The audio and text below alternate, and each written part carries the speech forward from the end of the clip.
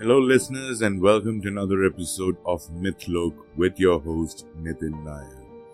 Now, we have been exploring different kinds of mythology over the past few days with Mythlok, and now it's time for us to look into Asia a bit more, and especially Korean mythology. Now, modern day Korea has had its ups and downs, with South Korea being one of the most technologically advanced countries in the world, and North Korea being its polar opposite.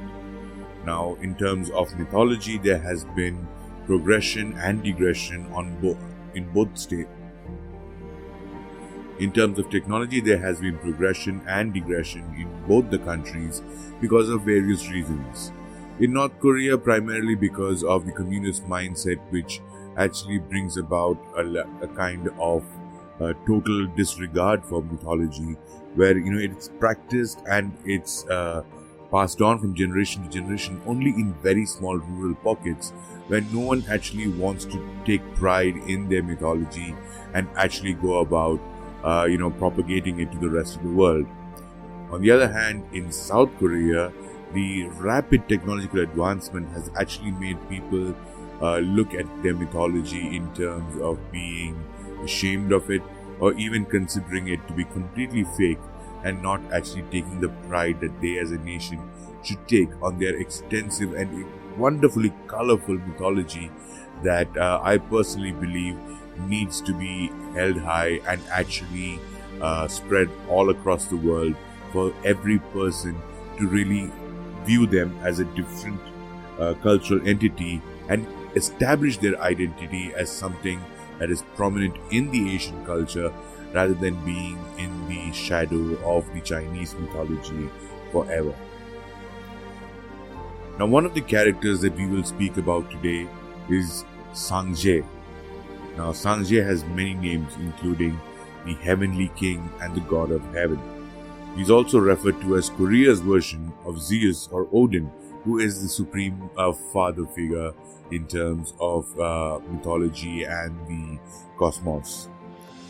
Hwan-in or Sanjay was a god transformed himself from the sky to the land of the shallow sea, which is a metaphor for having the saying that he became from the god of the sky, he became a god of the earth.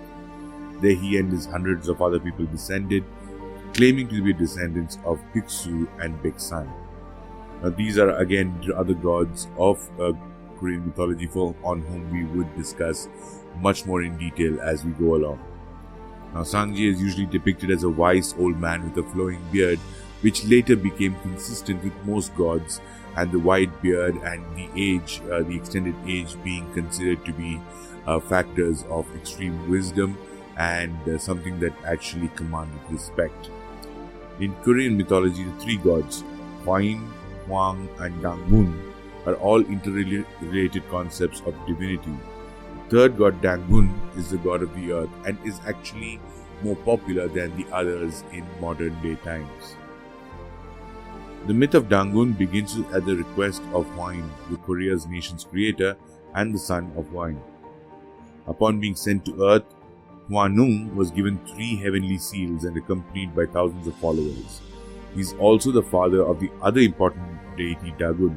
So, Dagon, who is the most popular one, actually has his history tied up with his father and his grandfather, Hwan and Hwan-in, who are actually also being depicted as his brothers in various other texts. So the interconnectivity of all these major deities is what brings to Korean mythology its wonderful complexity and its extremely intrinsic nature, in which all the stories are bound to each other. Now, the same deity that we refer to as Sangjae is also known as Haneulin or Haneul. He is the sky god of Junganism and Churunism, and is also known as Haneul or Cheon. So the whole concept of having these different names is based on the different territories and the different regions in which he was worshipped.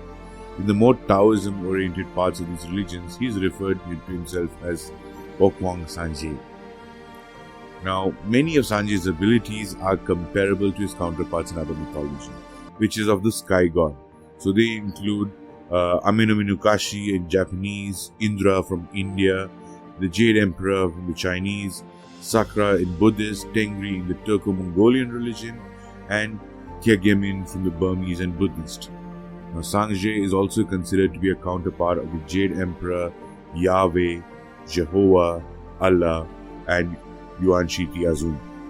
So you can see that the importance of Sangje as the supreme being or the supreme god actually has parallels in multiple mythologies around the world, and more or less they have similar powers and abilities, which is controlling elements that come from the sky, including thunder, including lightning, and they also have a special place as a leader of the gods as well, especially in polytheistic societies which follow a polytheistic mode of religion.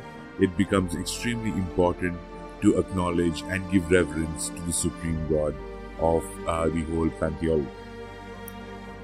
Now, in terms of exploring other Korean mythologies, we will be exploring a lot more, so I would request you to stay tuned and please go ahead and tell everyone about the podcast, get your children to listen to it so that they actually build in the wonder of the world of mythology.